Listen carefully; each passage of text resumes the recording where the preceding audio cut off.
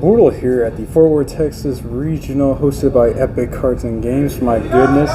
But welcome back to the channel, Michael. What did you do today, man?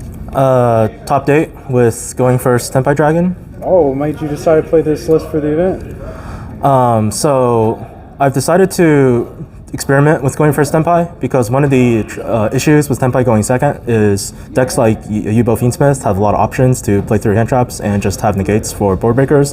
Board breakers are also very hard to open consistently. You need 2, and the ratios for like Dark Hole and Regeki just doesn't cut it. The idea with Going First is that Seal's Pass is really strong on its own. It's also really hard to kill Tenpai Dragon as they always blow up in the battle phase. And after that, you have a really strong turn 3. Okay, sweet. Any shout-outs before we begin? Yeah, major shout-out to Samuel Yang for letting me borrow his entire Tenpai deck. Wouldn't be able to do it without him. But yeah. Okay, without further ado, please show us the top 8 goo. So, first important ratio is 3 Doradora and 3 Genroku. This is a lot of normal summons. You will open numerous normal summons in your hand.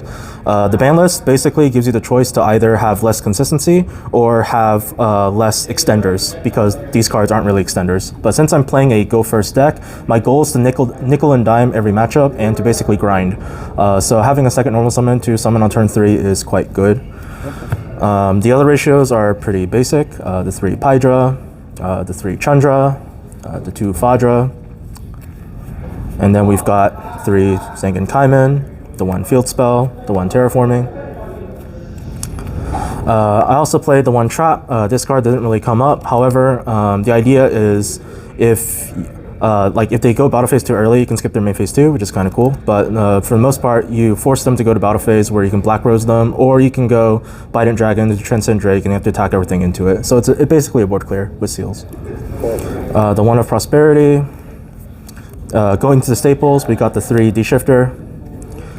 This might seem a little weird to be playing in a blind first deck, but I have 3 Mulch Armies and 1 Gamma, 1 Delta, 1 Driver. The idea here is that going first cards like Solemn Judgment is just not very good. And for going second cards, you want generic going second cards that can work in all matchups. So you just have to bite the bullet and play these cards. If you open Gamma in hand, you can just blind pass. Gamma is really strong on its own. If you open Mulch Army, you can activate Field Spell, go Seal, Seals, bounce Field Spell, and when Seals is engraved, you can chain the Mulch Army because your field's empty. Other staples include 3 Ash Blossom, 3 Imperm, 3 Valor, and the worst card in the deck, Magnamut. Okay. So that's 40 cards in the main deck. Going on to the extra deck. So standard ratios, the 2 Bident Dragon, 2 Transcend Drakes to play around Cashier Unicorn, the 1 Trident Dragon. Honestly, I don't know why people are cutting this. You have to like OTK through Dogwood with this as well. The Black Rose package. Not all of them came up today, but this is like the right idea. When you're going seals and blowing up in their battle phase, you want the options to interrupt them. The 1 of Quebo, the 1 of Samurai Destroyer. I'm also playing a Link package of Striker Dragon, SP, which didn't come up, 2 Seals. Second one didn't come up, but the idea is to just focus on the grind. I am not playing Doolittle, Hida, or Promethean because I'm not trying to kill my opponent. I'm just trying to grind. I'm not even scared if they have like D-Barrier because I would just, hopefully my hand traps would clear their engine and I would just clear their board and on Seals and just go from there. And the 1 of Typhon. This is just good for like random stuff that you might run into. Nice. Going into the side deck is the other 2 Deltas, 2 DD Crows, the 2 Seals target. Drago came up in a lot of matchups like Melodious, Voice's Voice, and U-Bell. This Grand Tusk didn't really come up with that much. Maybe it's not needed in this kind of format where there's not a lot of decks, but if the number of decks variety goes up, like it's nice to have, like maybe it's good against like Ritual Beasts or something. Good practice to side into 1 Nightmare Phoenix. There's a lot of extra deck cards that are generic that you can side out, like Toolbox that can side out, like the Typhon or the Samurai Destroyer. This just makes sure you just never lose to Tikaboo or something. Have you ever sided that in today? I sided in every single game 2, but I never summoned it, but it's just like good practice to have. 2 Cosmics, 3 Forbidden Chalice. So I used to be playing cards like Solemn Judgment in the side deck. I got 11th place at San Antonio with the exact same main deck. However, the Solemn Judgments didn't really do much to my win rate, and going second seems to be the name of the game right now. So having cards that are good going second and going first is what you have to go with. Okay. And the last card is like the best going first card in Tenpai Dragon, Heat Wave. Like it might as well just be like Tenpai Heatwave.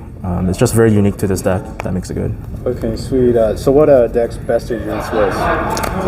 So I went 7-0 and then proceeded to lose the last 2 rounds. I lost to the guy who won the regional because I punted game 3. So I had Field Spell, Dora, and Chandra. He had 1 set. I decided, okay, this should be winning, so I go to Battle Phase. He had a Binded Dragon on field that I negated with Imperm. But in Battle Phase, he flipped Kaimin, which meant I had to go Black Robes instead of killing him because he's going to summon Transcend Drake before I get to. What I should have done is just in main phase with Field Spell, just make Transcend Drake and activate Kaimin in hand. He had the Ash for my Kaimin, but if I go Transcend Drake and go to Battle Phase, they can't Ash the Kaimin, so it's just a complete punt. The thing with this deck is like all the small micro decisions don't matter much. It's more of like the large macro scale decisions, like ordering your cards and so forth. And my last loss was to Dennis Nodis playing Ubel. Just got unlucky with my hands. Okay, sweet. Well, again, congrats on top 8. Yep. Until next time, everyone. Oh, boy.